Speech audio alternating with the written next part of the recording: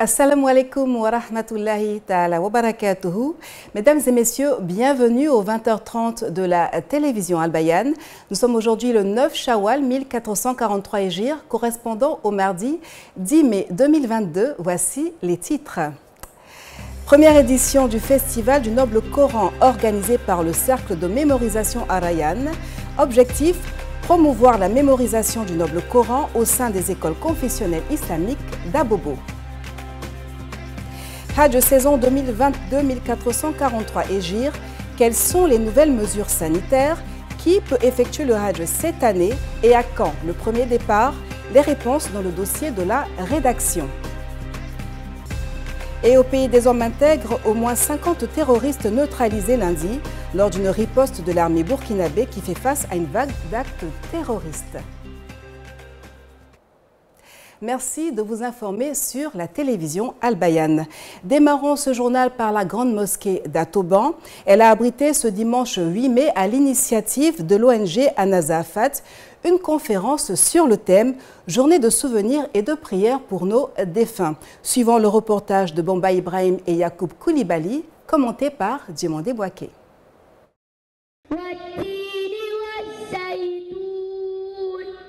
Ramadan, mois par excellence de Coran, est l'occasion pour les centres de mémorisation d'évaluer les apprenants. Le manager de ces centres de mémorisation, El Hadj Salif Sangaré Al-Qatari, invite à l'engagement de tous dans ce projet. Il souhaite par ailleurs l'investissement de tous les parents. On demande de l'aide. On veut avoir notre espace à nous, uniquement à la mémorisation du Coran. Parrain de la cérémonie, Ouattara Abdoulaye se réjouit de la parfaite organisation de ce festival. Les impressions sont très bonnes. On voit que le niveau est très bon, vu l'âge des enfants et puis comme on appelle, les moyens qu'ils ont. On sent que vraiment qu'ils ont de la motivation et puis il y a l'amour aussi du Coran. Ce sont au total une quarantaine d'élèves qui ont pris part à cette édition, dont 25 filles. Rendez-vous est donc pris pour la deuxième édition qui se tient en 2023.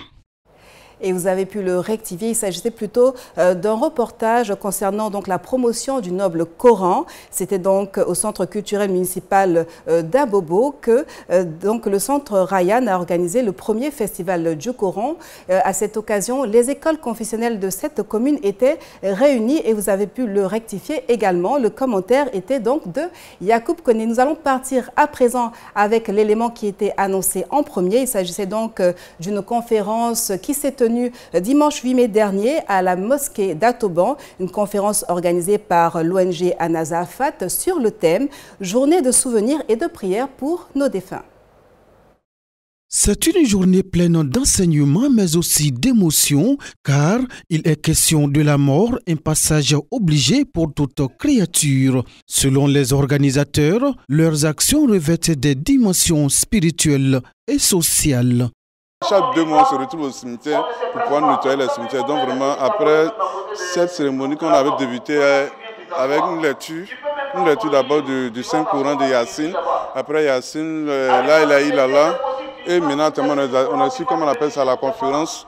L'imam Dosso Amadou de la mosquée ATCI a entretenu l'assistance sur les rapports qui doivent lier les vivants aux morts. Et ça, le messager sallam, il nous a demandé de faire des bénédictions pour nos défunts. Alors, pourquoi? Parce que le lien doit demeurer. Et ça ne doit pas s'interrompre. Nous devons faire des aumônes, des bénédictions, leur rendre visite à leur tombe, passer du temps à côté de la tombe. Après la conférence, nous demandons aussi aux frères et sœurs pour nous aider, pour recueillir un fonds pour pouvoir nous aider à faire le transport chaque 2 mois pour pouvoir aller au cimetière pour nettoyer le cimetière. Les participants à cette conférence ont exprimé leur satisfaction tout en encourageant les initiateurs. Moi, je suis tout à fait d'accord qu'on vienne ici, ne serait-ce qu'une fois par an, essayer de faire ce qu'on peut. Et ensuite, y penser, peut-être quotidiennement, pas quotidiennement, mais mensuellement, déposer quelque chose pour l'ONG. Remercier le conférencier, l'imam Dosso, qui nous a entretenu sur un thème très important relatif aux droits des défunts sur les vivants que nous sommes. Pour rappel, l'ONG Anazo Fatou est à sa 6e conférence. Objectif, collecter des fonds et d'outils de travail pour le nettoyage du grand cimetière du district d'Abidjan. Et c'était un reportage de Bamba Ibrahim et Yacoub Koulibaly commenté par Diomandé Bouaké. Le Hajj est ouvert cette année aux pays étrangers après 2 ans de restrictions pour cause de Covid-19. Les autorités ivoiriennes ont abordé la question lors d'une conférence de presse animée par le directeur général des cultes. Quelles sont les informations clés à retenir? La réponse dans ce grand format de la rédaction avec Isaac Sonankone. 9 avril 2022, les autorités saoudiennes confirment l'ouverture de la session du Hajj 2022-1443 Hégire aux contingents étrangers et le pourcentage pour chaque pays est de 45. Ce qui veut dire que l'Arabie saoudite recevra moins de pèlerins cette année, soit une réduction de 50%. En Côte d'Ivoire, avant cette réduction, nous étions à 10 000 pèlerins. Cette année, ils seront 4 527 pèlerins, avec les nouvelles dispositions saoudiennes, soit une réduction de 54,73%. En clair, le contingent étatique ayant payé la somme de 2 millions de francs CFA coût fixe du Hajj est de 2 948 pèlerins.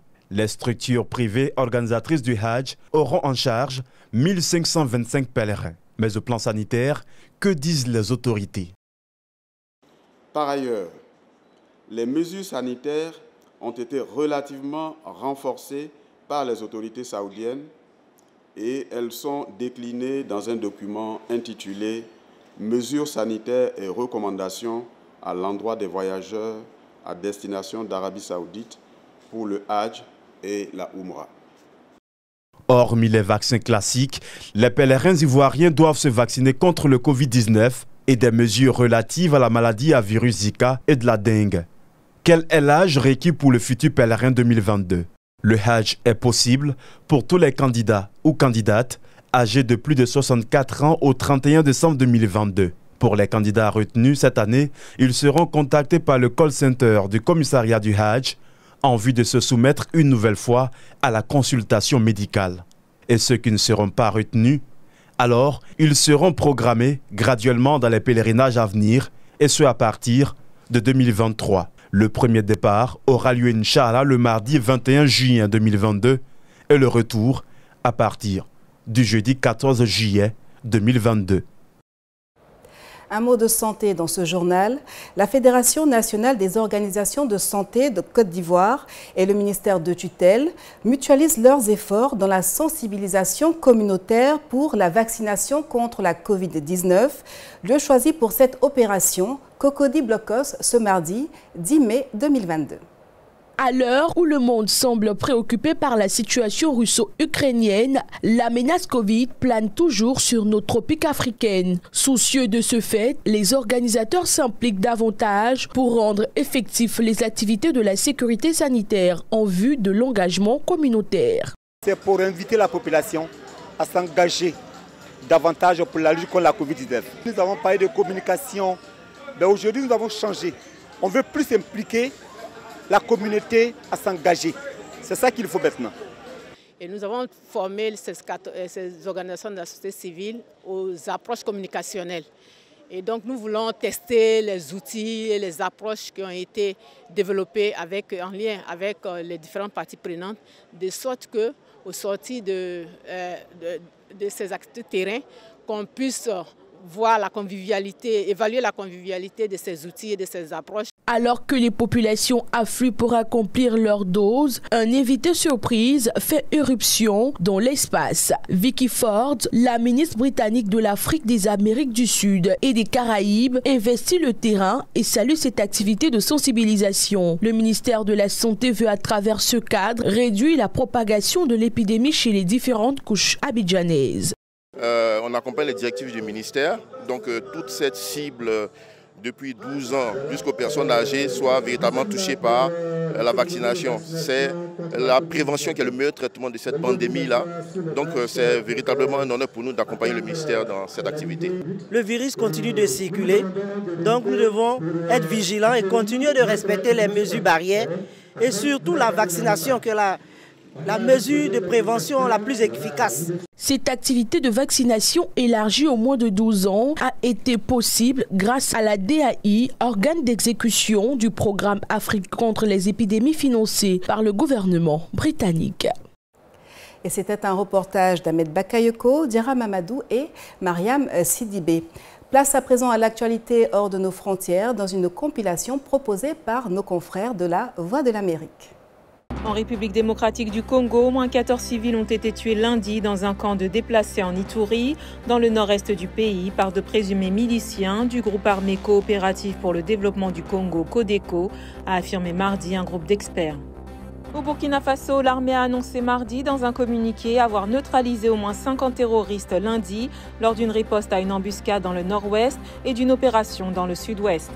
Le Mozambique a obtenu mardi du Fonds monétaire international un prêt de 456 millions de dollars, 432 millions d'euros, pour soutenir la reprise économique, une première depuis son retrait il y a 6 ans, au moment du scandale dit de la dette cachée impliquant le gouvernement.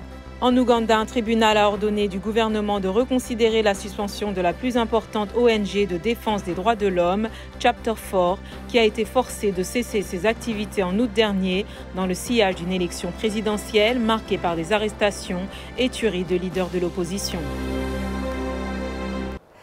Point final de cette édition. Merci de l'avoir suivi. Retrouvez ce journal sur toutes nos plateformes digitales. Excellente soirée sur la télévision Al Bayan. Wassalamu alaikum wa rahmatullahi ta'ala wa barakatuhu.